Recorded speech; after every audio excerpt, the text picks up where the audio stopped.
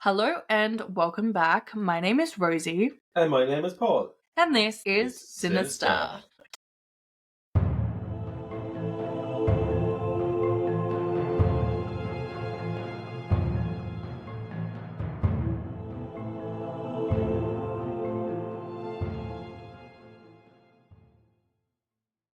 Today we have such a tragic case that involves young girls aged 8 to 10 not only being murdered but also sexually assaulted. So that's the trigger warning now for those that reasonably do not want to listen to this episode and hear the details of that. Granted, it's from the past, like it's from before DNA and things. Like there is no detail, I will not express any details of the sexual assault in any capacity because there are none. Now, today we are discussing a case from 1977, Oklahoma, in the United States. And this is known as the Girl Scout murders, which to this day is technically classed as an unsolved case. So let me tell you this story, which takes place at a Girl Scout summer camp named Camp Scott. So Camp Scott was located in Mayes County near the small town of Locust Grove in Oklahoma. The camp was situated on about 300 acres of wooded land, and it was a super popular camp for local Girl Scouts aged from, I believe, 7 to 17. So between those ages, they could go to this camp. They had lots of exciting activities like swimming, hiking, arts, and like typical campy things, campfire gatherings, things like that. Plus, it seemed like a fun way to meet other people with similar outdoorsy interests. This camp, though, was extremely open. There were supposedly gates, but these gates weren't keeping anyone or anything out. But it wasn't enclosed area. It was not in an enclosed area. Access. The public had complete access, really. There was like supposed to be fencing and gates. No. There was no one being kept in or out. Like, it wouldn't even keep in the young children and stuff, you know? Really just not safe. And people used to actually send their kids at the age of 7 to this camp. Yeah. At this time that we're going to talk about, the youngest girl was 8 at the camp. But still, yeah. Also the 70s. I know that doesn't make it any better. I'm the first to say I think this camp was completely incompetent. Like, it's absolutely disgusting. We'll get into these things. Like, in the 70s, I guess people weren't really expecting bad things to happen as well. Yeah, but I suppose that was a time there was a lot more bad things happening. There probably were a lot more bad things happening, but people probably just didn't really know about them. So, sometime around April 1977, so this is 2 months before the camp opened, Camp Scott held an on-site training session for the camp counsellors. During this session, one of the counsellors discovered their tent had been ransacked. And she'd brought donuts from home in a container, and the donuts were all taken, but in the container was a handwritten note which in capital letters said, "We are on a mission to kill 3 girls." Unfortunately, the camp director believed this to be some type of prank and threw the note away, not informing anybody else about it or bringing any attention to it. So that kind of a warning sign. That's exactly what I would think. Well, later, like when parents did find out about this note, they said they wished they'd known, because prank or not, they probably would have decided not to send their child there just in case. And also, they thought it was their own decision to decide if their child should be there safely. Of course. But regardless, this note was just thrown away, not given off to any like authorities or anything like that to be informed about or investigate themselves. And who'd say found the note? It was just a camp counsellor. But she handed it off to, like, the supervisor, like the camp director, and the camp director decided to ignore it, and I'd say told the counsellor not to tell anyone about it, given that this wasn't common knowledge. Okay. So then, less than 2 months later, and 1 week before the June camp session opened, there was a flap cut from one of the tents, and the dining hall was burgled on separate occasions. Again, these things weren't shared publicly, and again, I think it's a parent's right to make an informed decision on if they think it's safe for their child to attend that camp. Like, now there's like 3 different occasions that the camp director knows of. Also, too, if this camp can so easily be robbed and people can so easily come in and out from the public, would you want your child there? Well, no, basically not. No. So come June 12th, 1977, and Camp Scott opens for the summer season. There were 140 young girls attending from this day for the week, along with 30 adult staff members, like the counselors that were there to oversee the camp activities and the safety of the children. Now, the layout of this camp is really strange to me. I do keep telling myself that it was a different time, but I do just find this generally concerning. The camp was divided into several sleeping areas, and I believe they were divided by age, but I could be wrong because there is not enough sources that actually confirm that part. But the unit that we're going to be talking about is the Kiowa unit. I hope I'm pronouncing that right. That was the unit for the younger girls attending camp, so the youngest of this group. And the setup was one counselor tent followed by 7 of the children's tent in a line, right? I know it's hard, but just try and picture this. So not like there was a counselor's tent and like the children's tents were surrounding it, which would probably be the safest option. In a line all the way to the end, 7 following tents, and there was no counselor in the tents with the girls. It was just the counselor tents and then the girls' tents.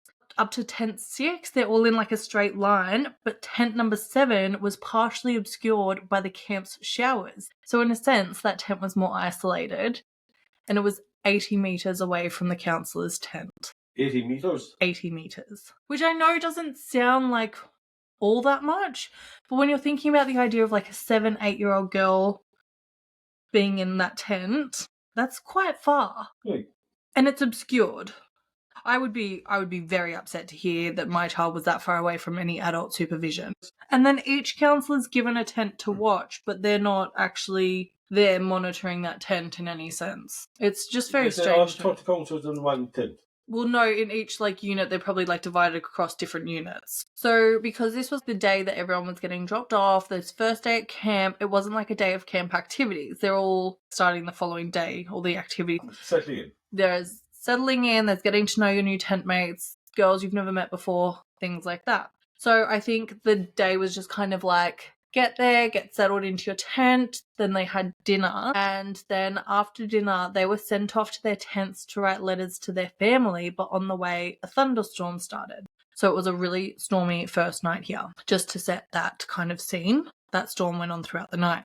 So everyone's gone off to their tent, and all 4 tents have 4 little girls in them, apart from tent number 7, the isolated tent, which only has 3 girls in it. So in this tent, we have 8-year-old Laurie Farmer, 9-year-old Michelle Gousset, and 10-year-old Doris Denise Milner, who went by the name Denise. So let me introduce these girls to you a little bit. Laurie was the youngest at the camp. She was the 8-year-old and said to be extremely intelligent and mature.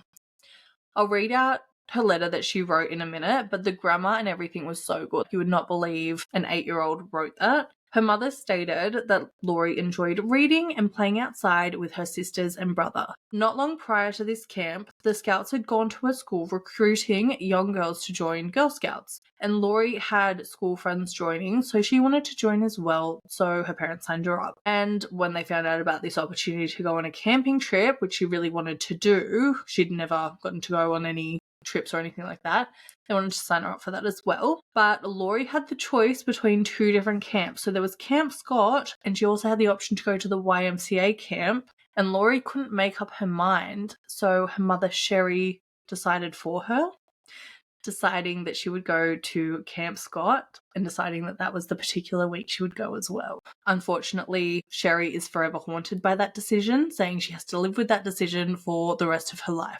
Not that she could have possibly known what events would take place, but I do understand that being really hard sitting on your shoulders. So the letter that Laurie wrote to her family that first night read, "Dear Mum and Dad and Misty and Joe and Chad and Kathy, we're just getting ready to go to bed. It's 7:45. We're at the beginning of a storm and having a lot of fun. I've met 2 new friends, Michelle Gousset and Denise Milner. I'm sharing a tent with them. It started raining on the way back from dinner. We're sleeping on cots. I couldn't wait to write. We're all writing letters now because there's hardly anything else to do. With love, Laurie. That was the letter she wrote that night while the thunderstorm was going on. Yeah, that's sounded like she was happy where she was. She seemed really happy. In the middle of a thunderstorm, camped out and camping, but she just made 2 friends. She seems so excited for like a week of activities ahead. Then we have 9-year-old Michelle Gousset. And Michelle was returning to this camp for the 2nd year in a row, having had so much fun the previous year, and was looking forward to spending a week in the wilderness. She had made it clear that she was going to miss her family while away for the week, but that she was excited to spend time with fellow Girl Scouts. Michelle was an avid reader and really enjoyed her plants. She wanted to make sure her mother looked after her plants every day while she was gone. That was the big thing she stressed to her mum before leaving. Like, you look after my plants. And for a 9-year-old, I can't imagine a 9-year-old having such an interest in plants. I think that's so cute. I suppose so, if she's interested in the outdoors. That's true too. Outdoors and plants and things like that. The letter that she wrote during the thunderstorm was actually to her Aunt Karen, and she wrote, "Dear Aunt Karen, how are you? I am fine. I am writing from camp. We can't go outside because it's storming. Me and my tent mates are in the last tent in our unit. My tent mates are Denise Milner and Laurie Farmer. My room is in shades of purple. Love, Michelle." I think it's so sweet how they each send out their new friend's full name. Like their family members are going to know them. And then we have the oldest of the 3, but still only a baby, 10-year-old Denise. Denise was excited but a little anxious to go to camp. I mean, she's only 10, so that's super reasonable. She had kind of decided she didn't want to go and that she wouldn't like it, but her mother did push her, wanting her to get out of her comfort zone a little bit and encouraged Denise's independence. She wanted that out of her. I think Denise was more of a shy, kept to herself kind of child, and she really wanted to push her out a little bit more, but let Denise know that she only needed to call for her mum to come and bring her back home. Like, if Denise's mum found out Denise wasn't happy, she'd come and get her. Not an issue. Denise had never been to camp before, but she'd sold enough Girl Scout cookies to be able to go to the camp with friends. But at the last minute, her friends backed out, and Denise ended up going not knowing anyone there.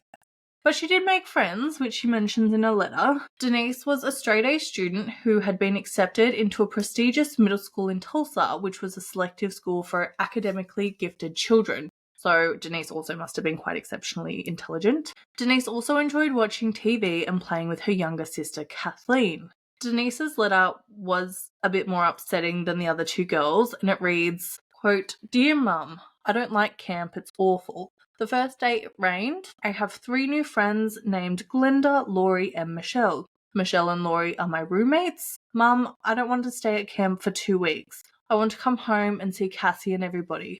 Your loving child, Denise Milner." She wasn't happy. She was going to give it a try, but she wasn't happy though. Yeah. She wasn't knocky from the first day. No, and it sounds like it was the thunderstorm kind of ruined it, and she was probably just a bit overwhelmed. There's so much going on. And they've just been sent to their tents after dinner because it was storming. That's a shitty way to start a day. That's not exciting anyone. Yeah, I was thinking a storm there would have kept them all closer and more more guarded. You would, wouldn't you? Especially like young kids, first time in the wild. Yeah. Do you know what they do instead? I am jumping the gun a little bit. They turn off the lights so there's no lights on outside and leave them all to their own devices. They just left them all in the dark. Meanwhile, there's children 80 metres away from the counsellor's tent and they're in the dark. They can't even see. That's crazy to me.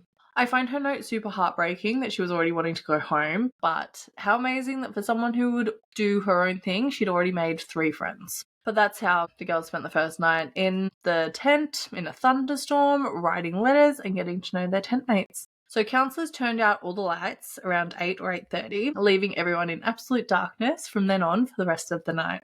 Just pure black in a wooded area. I think this is so dumb and it makes me so mad. Where girls are so far away. If they need anything, imagine one little girl just needs something and she can't even go find it. They need the toilet, they can't find it. What are they trying to do? Save on electricity. Yeah, it's like this Girl Scouts, but this is kind of army training stuff, right? For a 7-year-old, it's the same conditions for everyone from 7 to 17. That's madness to me. So there was said to be a little noise coming from tent 7 after 9 p.m, but not enough to cause alarm for the counsellors. That I do understand in a sense, because it's the first night, girls will be chatting or playing, it's an exciting time. I don't think you can be overbearing, and it wasn't concerning noise at that time. It sounded like the girls settling for the night. Around 10 p.m, the camp counsellors did their rounds for the night, checking around the area and that the girls were all right, but they didn't explicitly go into the tents to check that each child was okay, and because they didn't hear anything unusual from tent 7 or any other tents at the time, they didn't really go in and check. Would you just do a kind of a Head check? Yeah. Just double check. Any bears or anything out there sleeping a few of the Exactly. That's one thing you can actually be concerned about this time, bears. They're in a wooded area. Camp staff went to sleep thinking that everything appeared normal. Around 1:30 a.m, a counsellor named Carla Wilhite was woken by noise coming from the woods surrounding the tents. She described the sound as a low guttural moaning, so she got up to investigate, apparently, walking down a path that led to the main part of the camp following the noise. So this was going towards the showers. She shone her torch in the direction the noise was coming from, but with her shining the light, the noise stopped and she couldn't see anything. She stayed there for a minute looking, but the noise didn't continue, so she turned around to go back to bed. But with the torch no longer shining in that direction, the noise started again. Carla turned back around and started walking towards the noise, going further into the woods. But again, the noise stopped and she couldn't see anything. Deciding it must have been some type of animal, Carla returned to her tent to sleep. She said she continued hearing that noise as she was falling asleep. I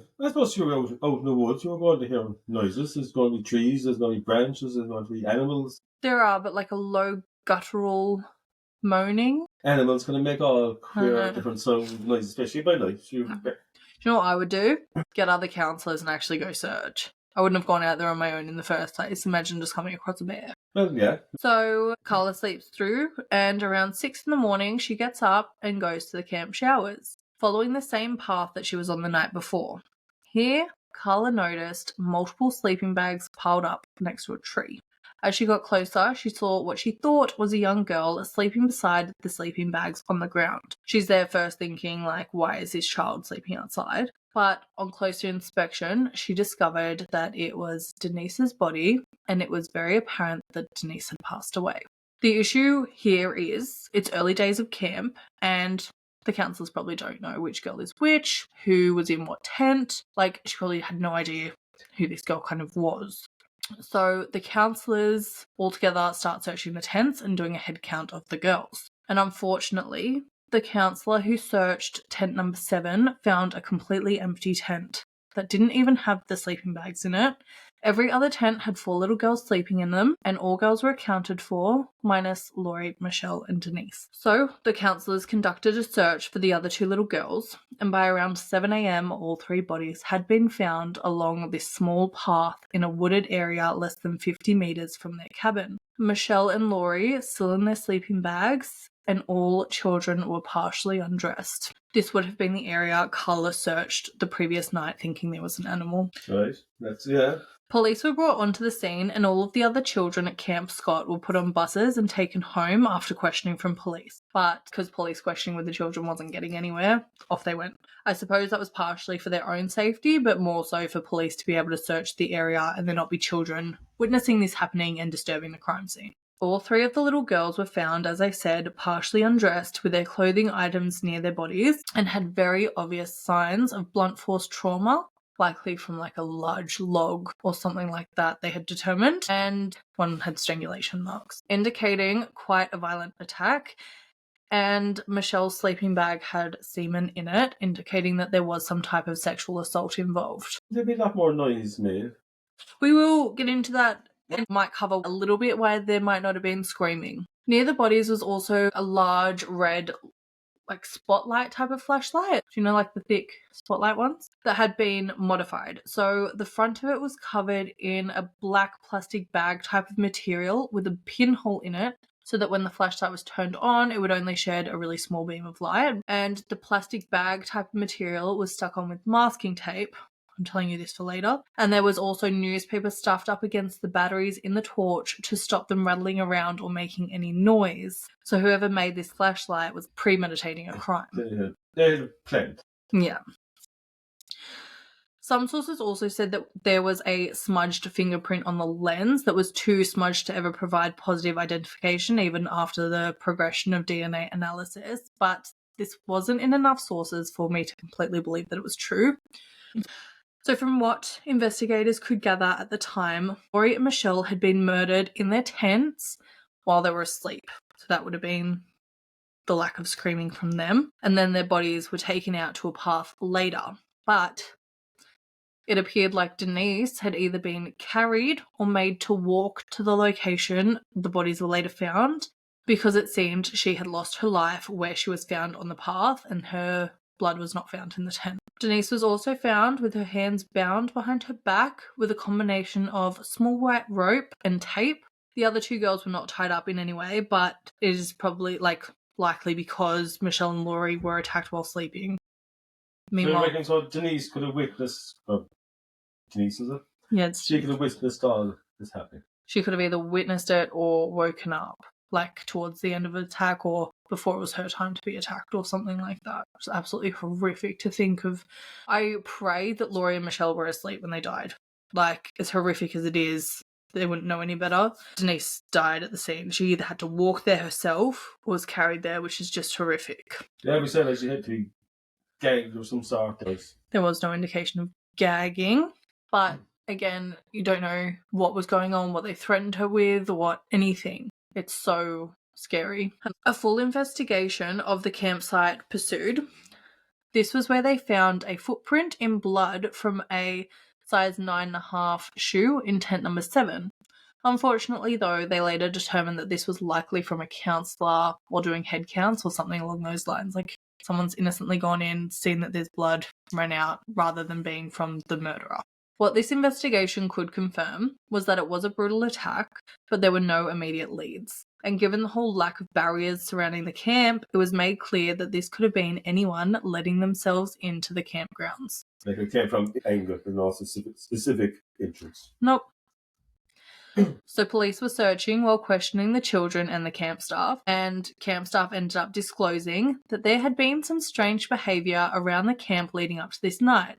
It was confirmed by counsellors there were multiple reports of suspicious individuals seen around the campgrounds in the previous weeks, but nothing concrete came from this information. They couldn't actually determine who these individuals were or anything like that. But they still carried on to have the camp continue. It's disturbing, isn't it? All these things that happened. Now, the local director of Girl Scouts called the girls' families to inform them that an accident had occurred and their child had died in the night.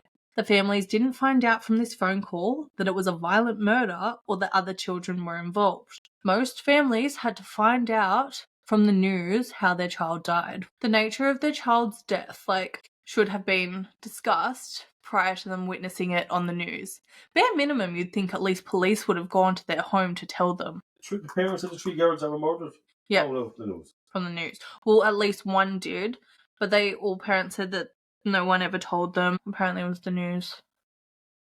But so the camp had called saying there was an accident in the night, that their child had passed away. And I don't know what police were doing, whether they, why they didn't tell them. I guess too, that would have hit the news so quickly.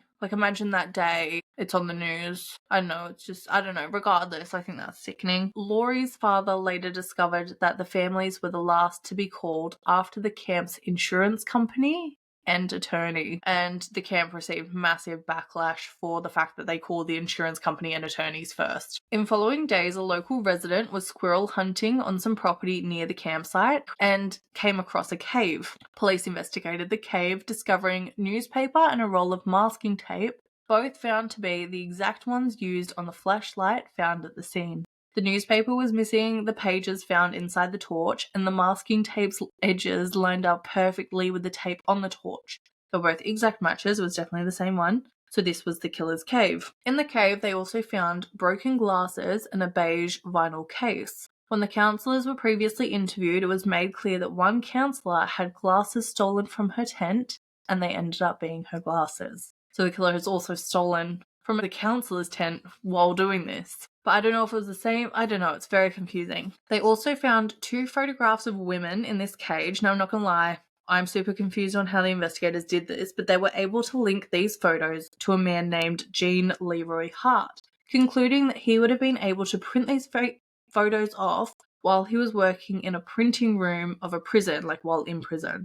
I haven't been able to find this explained properly, so I'm really confused on how they could link these girls to him, but they could link them to him. Jean Leroy Hart would have been 33 at this time and was a native of Locust Grove. He had a history of violence against women, particularly sexual violence. In 1966, he had abducted 2 pregnant women from a parking lot of a nightclub in Tulsa, Oklahoma at gunpoint. He then drove them both out to the middle of nowhere, tied their hands behind their backs, and repeatedly sexually assaulted them. When he was finished with the 2 pregnant women, he covered them in brush and left them to die. Covered what? Like brush, like random little leaves and stuff off the ground. Oh. He was found guilty of this horrific crime, and he admitted to it. And he was sentenced to prison.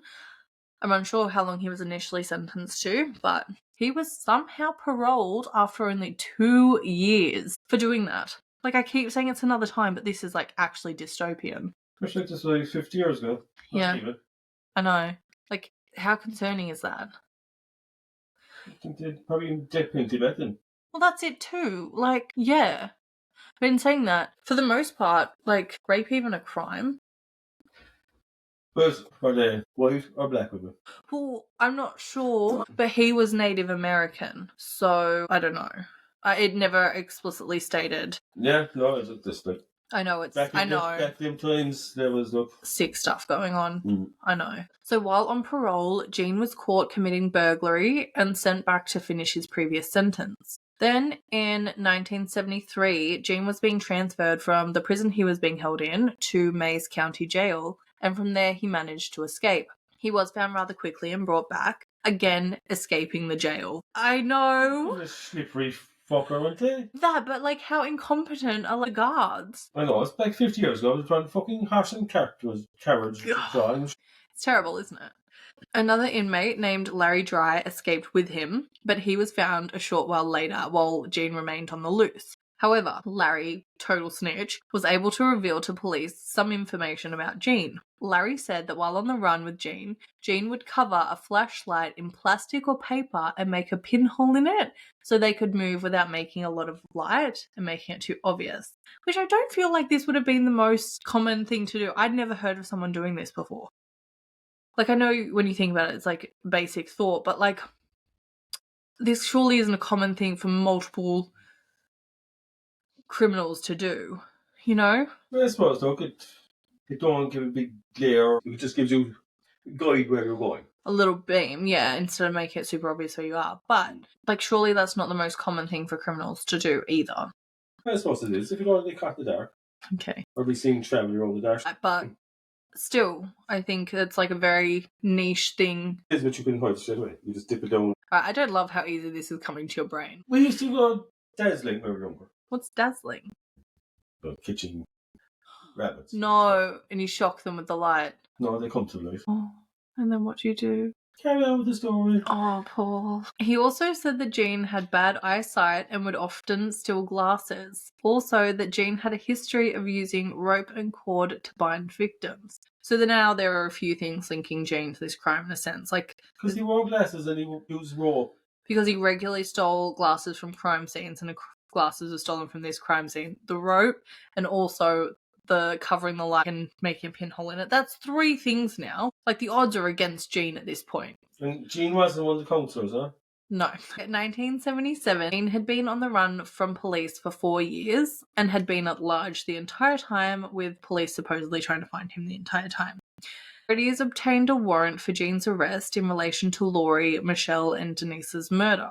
So a manhunt pursued for Jean. This unfortunately lasted like 10 months until April 6th, 1978, when he was found and arrested.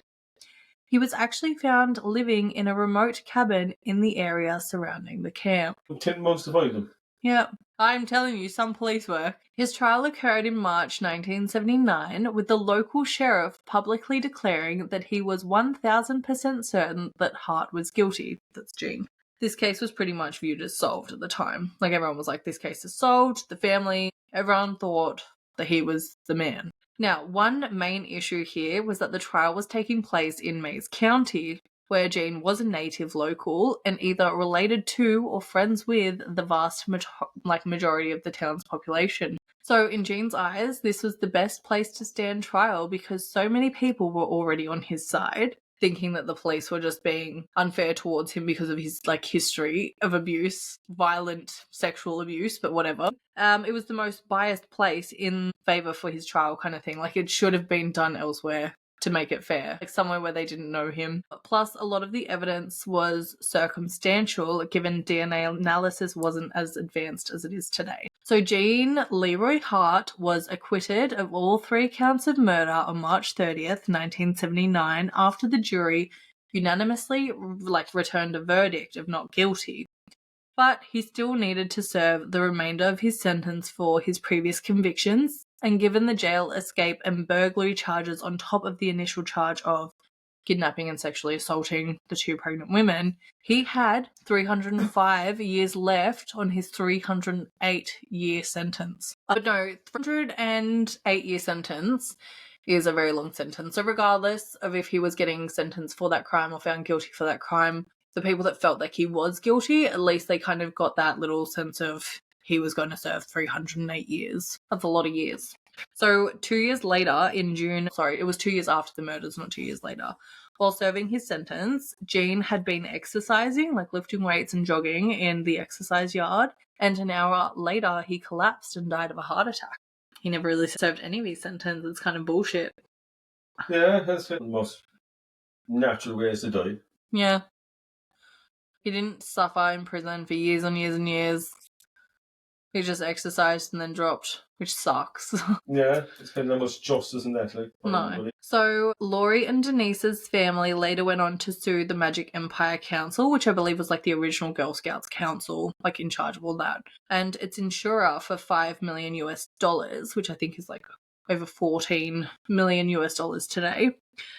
This was in 1985. And they were alleging negligence. So due to the threatening note left and the fact that their children's tent was nearly 80 metres from the counsellor's tent, unfortunately, they didn't win this case. I'm not sure how, but they didn't. But not that would have brought their children back. I just think it would have kind of held someone accountable, and hopefully the council would have acted more appropriately in further camps.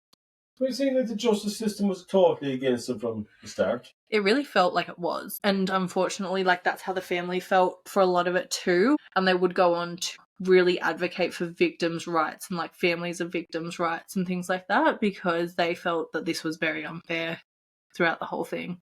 Their children should not have died if anyone was acting at all appropriately when they're in charge of 140 children's lives. Yeah, I bet the camp director wasn't in a tent after she'd decided that this note was a prank. I bet they went in some tent. And no one ever prosecuted or anything after? No.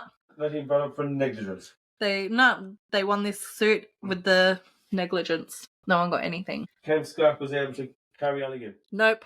That's the only positive. I'll jump the gun. So, happily, Camp Scott was never reopened after that night, and now it is just abandoned land, and the Magic Council actually had to sell it off because, in little bits, because they were never going to open there again. No one was ever going to send their child there again. Obviously, Girl Scouts is still a thing, and people still go on Girl Scout camps, but that... more secure areas. Yeah, that location was completely shut down. And rightly so. And to be honest, after hearing that, I would not send my child to any Girl Scout camp ever, anywhere. Or Boy Scout camp, if that's a thing. Is that a thing? It has to be Boy Scouts. In this country? Well, I don't know if in this country. Is Scouts a thing in this country at all? Probably is, but it wouldn't be like the American thing. Yeah. I don't think it would be either. Okay. But probably there was a scouting list. They'd be just meeting a hall every now and then. I don't know. Yeah, I get you. I don't think they'd be taking outdoors and camping out. No, but I just think it's I don't know. These people are so clearly very incompetent. It's not hard to be good at your job, I feel, especially when you have children's lives at risk. So the Gousets never sued, but outwardly spoke out against the Girl Scout Council and were in documentaries sharing how incompetent the council was, and rightly so.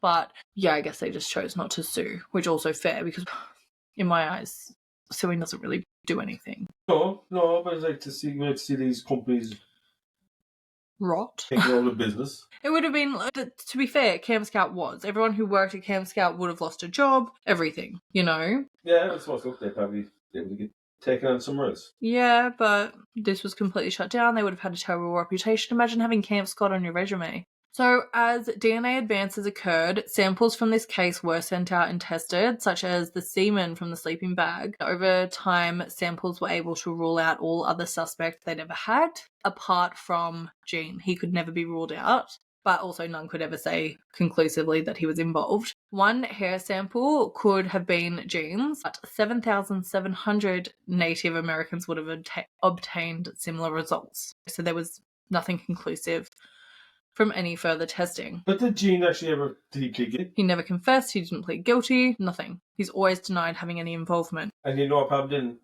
pleading guilty to the other two women. He did, as far as I've seen in anything, he confessed to raping and leaving to die 2 pregnant women, which realistically would have been like 4 attempted murders. Yeah, so like you think he was going serving 300 years in jail and that he would have no problem. Yeah, but also there's also the whole, like, is he just such a dirty sociopath that he didn't want anyone's families having that closure? Because there's that too. There's that kind of joy you can get out of it as well. No, but I say he was kind of felt that would be boasty about his crimes. Yeah, it's tricky. So even in 2019, testing, Gene's never been ruled out. 2019 testing did further prove a possibility, but it was nothing conclusive. However, there was one issue in 2008 with DNA found on one of the victims' bodies not matching Gene's, and either that's because he straight up was not there, or there was someone else involved as well, and that was their DNA. And the counsellor that was missing the glasses was never tested. No, well, they'd all been questioned and everything. None of them were ever found suspects or anything in any way, shape or form. And saying all of that, I do feel like there are many people confident that Gene had something to do with this murder. Also, likely not working alone. Yeah, like how we want to catch 3 girls. Yeah. And to have 2 not wake up and only 1 wake up, like you would think the noise of hitting one would wake the other 2. There's really traces of drugging or sleeping tablets or... No, but I guess also too, the 70s, they wouldn't have probably done proper, like, coroner's investigations and things. Be perfect for anyone that counsellor drug their 3 men there in the tent so far away. Yeah. These 3 girls are isolated and that they're perfect target for anyone that counsellors. But the counsellors would have also been female. There was semen found. So were they all female counsellors? They would have been for a Girl Scout. Yeah, so either he wasn't there or there was someone else involved. We say like there'd be more than one involved. You would think. I genuinely believe this is not something you could do on your own. And even if it was just one main person involved, there would have to be like a lookout or something. Like 140 children along this campsite and 30 staff. Like, that's near 200 heads you have to watch. You're going in, one out. You're going in on your own to abduct 3, but keeping them by the tent. Yeah, but like, how do you know there was only 3 shots? It was 4 to most tent, wasn't it? Yeah. How would they know there was 3 in a tent? But I think it was more just like luck of the draw. That was the last most isolated tent. It was partially obscured. Yeah, but you keep the farther away tent with the least amount of kids in it. How dumb is that too? That annoys me. It's like it was set up. Planned from inside. Yeah, there's that too. They did investigate an inside job. There was speculation that it did seem like someone who knew the camp well and things like that. Nothing's ever come from those investigations. Yeah, the investigation's kind of a bit lackadaisy. Oh, of course. Like, I don't feel like you can have an unsolved case that isn't lackadaisy. But can you get the names of the 30 counsellors up? No. Do you want to go investigating yourself? You would, wouldn't you? Look at your smirk. I'm just saying, it's just kind of, we could knock them off one by one. Carla Wilhite, I know that one. That's it. She does a lot of interviews, actually. Yeah, but I suppose, look, she's probably 80 or 90, don't she? Yeah. Well, I don't know, actually, but the last interview she did was years ago. In her 20s or 30s and her Scouts day, she's probably, was it 47 years ago? Yeah. 48. I'd say a lot of them would be gone by now. Regardless, this is an unsolved case, and I do feel like a lot of unsolved cases do have very relaxed, like, looking into. I remember the clown killer one where Marlene Warren remember? And it was so obvious the entire time. There was 1,000 indications, and for 30 years it remained unsolved. It's just crazy to me. Anyway, back to this. A lot of the family have done positive things in their children's memories, which is a really amazing thing to do with grief. And I know it's definitely really hard to do amazing things with grief. But Michelle's father, Richard, went on to help the state legislation pass the Oklahoma Victims' Bill of Rights. He also helped found the Oklahoma Crime Victims Compensation Board.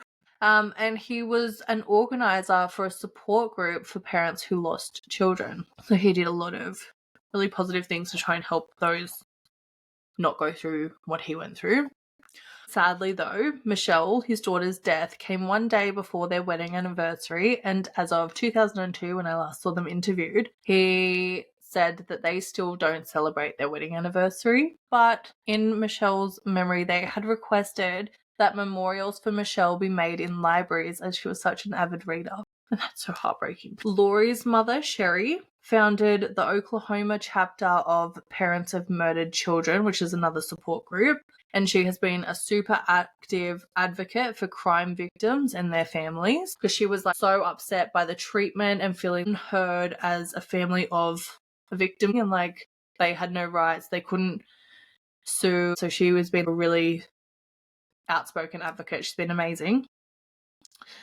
But unfortunately, Denise's mother, Betty, really, really struggled with her daughter's death, rightly so, and as of 2002 was unable to visit her grave. I don't know if she has ever since, but she had never, up to that point, ever visited her child's grave. But she raised her niece in her daughter's memory, just wanting to do something positive. And after 5 years, 5 years after Denise's death, she gave birth to another little girl. But Betty herself has unfortunately stated that she's just not the person she once was, which is super heartbreaking, but also completely understandable. It'll break you. Yeah, so especially when she was a girl that didn't want to stay in the camp. Oh, 100%. But then again, she could be collected 2 or 3 days later once the mother got the letter. She wouldn't have got the letter. Oh, the mother wouldn't have gotten the letter for ages. And that's even if the camp was sending out the letters. For all we knew, they were going to send the kids home with the letters. Yeah, it's kind of lackadaisy campaign. Well, you can't blame Jean for it. Why can you not blame Jean for it? Well, the evidence is not there to accuse him of it. Like I said, he could be prime suspect, but it's not a shut case. No, it's not. It's still an open case. Staying, living, or squatting, or doing anything in this camp or the cave. No evidence of him being in either spot, but he was definitely living nearby the camp, while he was on the run. And no, he may not have done it. He may not have any involvement in any capacity. He was the strongest suspect. And as far as I'm... Was it the strongest or easiest? Potentially both. Potentially just the easiest. The thing is, though, in my eyes, their parents probably find it slightly easier thinking that their child's killer is dead. And I'm super comfortable with them thinking that. But that's no way to show the case. No, it's not. The case is still open. They still investigate. The last DNA tests were done in 2019. They're still looking into the case. And until Jean is either found actually guilty and they actually have DNA evidence against him, they're going to keep focusing on the case until they find whoever's done this. It's a shitty case, and it's the 70s where investigation DNA just wasn't as advanced, and that sucks. But also, too, I feel like there is going to be evidence that gets chucked out in the 70s because they just don't realise that DNA evidence is ever going to become what it is. The footprint, it was never confirmed if that was definitely a counsellor's or maybe not. It was in blood. They just went, it was probably a counsellor's, walked in, stepped in blood, rushed out. That was never confirmed. As far as I'm aware, that wasn't taped up and tested or anything. There was some dodgy things that shouldn't have gone missing in this case. 9.5 size foot. 9, yeah. What size foot of Jean? You gotta stop asking these questions. Why? Because I don't know. If I knew, I'd have said. And that's what I mean. There is some stuff where it's just clearly dodgy police work. Did they go and measure everyone's foot? Did they cancel a certain counsellor out? Was any of that actually done? And for the most part, I don't think so. I think there are things that we wouldn't let slide and we're not even fucking trained. What? Like, we would be investigating the shoe size and you would be there going, and what size is your foot? And measuring it up. And do you have any shoes that match these footprints? Whereas, like, these actual investigators weren't doing that. Cinderella going with glass fucking foot. Or glass slipper. But, unfortunately, these trained detectives weren't. It's sad. And that's just the American way. It is, well, they pick a fella, you're guilty, that's it. Yeah, but to be fair, we've done cases from Ireland too, where the police work is shoddy as hell. There is. And look, this case of Sophie La Plantier, they reckon they fucked up big time in that. But it's. So the man is dead now, Bailey. I know he's never found guilty, but he was so clearly a murderer. How was he clearly a murderer? He'd supposedly confessed on numerous occasions while drunk that he fucked up and he went too far with that woman and he shouldn't have killed her. Like, I don't know any innocent people going around confessing to murders on numerous occasions when drunk. Do you? Have you ever confessed to a murder while drunk? No, not yet. Don't look at me like that. Stop recording. I don't know, that's all. But no, someone was telling me he was in Bellavourney and I was like, that's too close for comfort. Oh, he was. I'd say he probably would be cool. I'll start. Well, he's been promoting his books and stuff. And... Yeah. To be fair, has he been dead the whole time I've ever been coming to this country? No, actually he already died. That's like when I went to Australia. Oh, okay. I know you want to cover that case. I don't. I think it's probably a boring case because it's just too much. There's a lot going on. Honestly, I don't like unsolved cases. And plus there's too many books sold about it. Fucking Netflix series, there was a Disney series. Anyway, we digress. Back to this case. That's everything I know on this case. It is such a heartbreaking case and it's small children that should not have ever died and it's so heartbreaking. And unfortunately, as much as there is a killer who is to blame for this, so much of it comes down to negligence. 3 little babies didn't deserve to die and that's absolutely disturbing. Also, it may or may not be Jean, but if it is, how the fuck was he paroled after 2 years? Like, that's disturbing as hell. Don't parole people that commit terrible crimes in the first place. 2 years? That's taking the piss. There's 1 year per pregnant woman. Yeah, sure. I know. You can't change that. But, like, I can't see Jean. You don't see Jean being guilty. There are a lot of people now that don't see him as being guilty. It's always possible that he didn't do it. And like you said, he confessed quite freely to the other crimes and he pled not guilty to this one. It's really hard to tell. But also in saying that, there was not a similar crime to this in the preceding years, which you would feel if someone was to do something like this, it's not a one-time thing. You're a sick fucker that does this on the regular. And, you know, he died and this stopped. Yeah, so look, that's one way of looking at it. But who knows? We don't have the answers. He never confessed. He was not found guilty. It's an unsolved case. So that is everything I have on this case. It is a very brutal case. It's quite horrible to hear. We probably will not be doing that many cases involving children. I feel like going forward, these ones really take a toll on me. There's a couple that I think are like stories that need to be shared and they're just like heartbreaking. Everyone's story is important and there's children who have stories that are important, but they are really hard cases to cover. Yes, I totally agree with you. Yeah, so for the most part, we'll be focusing on adult cases. Cool. But no, that's everything we have on the Girl Scout murders. And we shall see y'all very soon. We will see you next week. Bye. Bye.